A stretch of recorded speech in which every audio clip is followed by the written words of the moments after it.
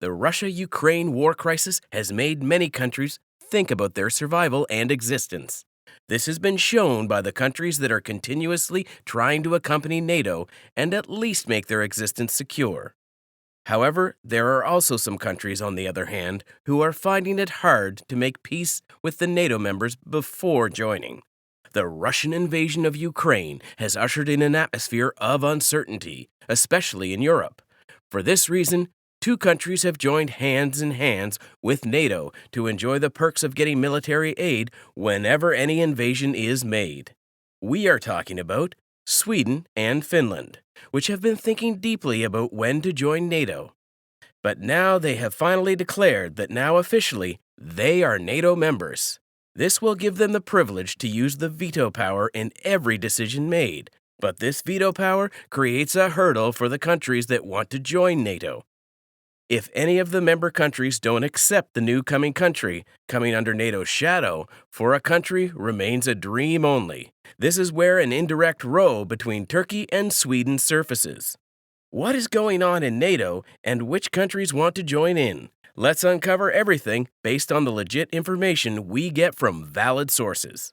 But before we continue, here's the reminder to subscribe to our channel and press the bell icon to watch more videos about geopolitics and economics. On 18th May 2022, both Sweden and Finland submitted an application to NATO to join the alliance. This decision was made after seeing what's happening in Ukraine and also after thinking strategically about the existence of these two countries. Being geographically near to Russia, they infer a threat that Russia might think about invading them as well. This may not be possible within a few years, but seeing it in the long term, the deduction of threat is valid. After submitting the application, countries like Germany, Italy, Canada, the United Kingdom, and the United States itself were surprised. No one was expecting this. Or better, no one was expecting that something like this could happen so quickly. For Sweden and Finland, this was a crucial decision to make, which they did. But this leaves other countries who are willing to join NATO in the future a bit skeptical about the situation. Take the example of Turkey. It's a country that wants to join NATO in the future. The plan was smooth and nice until Sweden joined. The reason why Turkey feels resentment when it comes to Sweden is Sweden provides too much assistance to the groups not liked by Turkey. In other words, those groups are either against Turkey or Turkey is fighting them both from the inside and outside. Thus, joining an alliance where one of the members supports your rivalry is a bit difficult.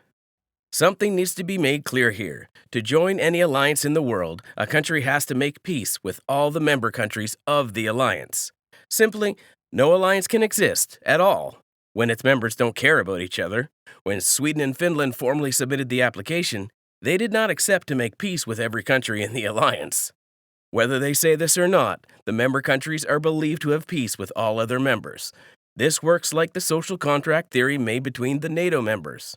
Sweden and Finland have joined NATO to secure their borders and get rid of the fear of being invaded. The most crucial article of the NATO alliance says that any invasion of any member country would be considered an invasion of all countries of the alliance.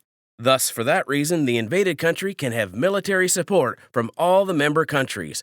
Factually, NATO contains one of the most powerful countries in the world, which makes it an alliance every country wants to join. This is where Turkey comes. It wants to join NATO and has been thinking about it for quite some time. But Sweden's joining the alliance before it itself does makes things difficult for it. The Kurdish militia that is working in Turkey and also in Syria gets aid from Sweden. Thus, here, Turkey has a quite legit argument. The argument is, how can it join an alliance whose members support people who are shooting the Turkish soldiers and people? Turkey says that the NATO members cannot be called allies as long as they support the militia that is fighting with Turkey and killing Turkish soldiers. For Finland and Sweden, the Ukraine invasion is of paramount importance. For Turkey, the Kurdish militia is of vital importance. Since both Sweden and Finland would have veto power over who can join the alliance, they can use it any way they want. They might allow Turkey to be part of the alliance, or the other way around can also be true.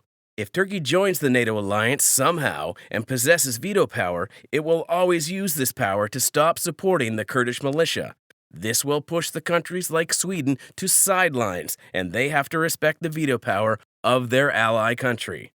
Either Turkey or Sweden has to understand and know how alliances are made.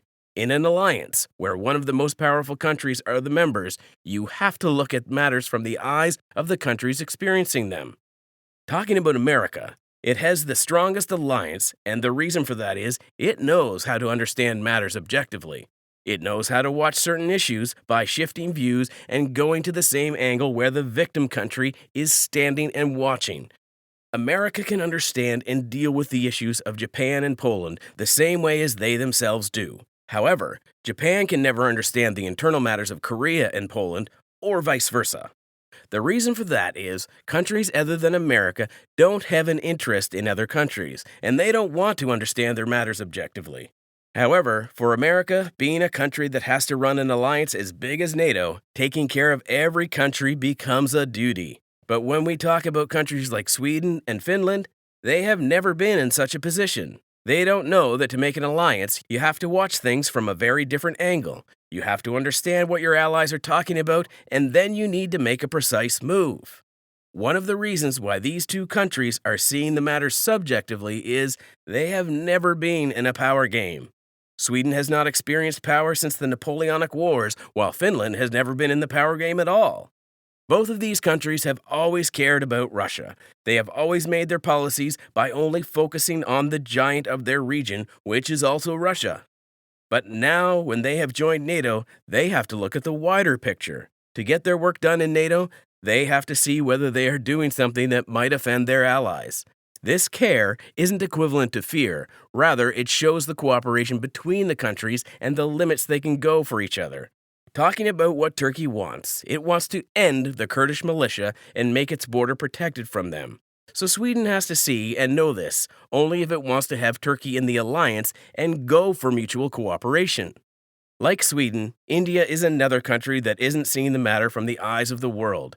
In Quad, which is a cooperation alliance between India, Australia, Japan, and the United States, India is doing the opposite of what its allies want. When the Russian-Ukraine war crisis emerged and continued, the United States brought sanctions on Russia, followed by Japan as well. Even Japan decreased its imports and exports with Russia. However, India increased its trade with Russia.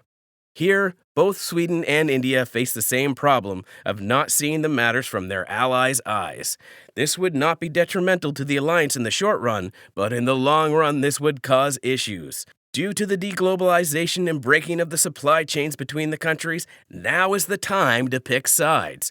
When you are in an alliance, you can either accept what the alliance wants or go against it and leave the alliance. There isn't a bottom line here at all. Do you think Turkey would join NATO despite Sweden being its member, or will Sweden accept Turkey's joining at all? Let us know your opinion in the comments section right below.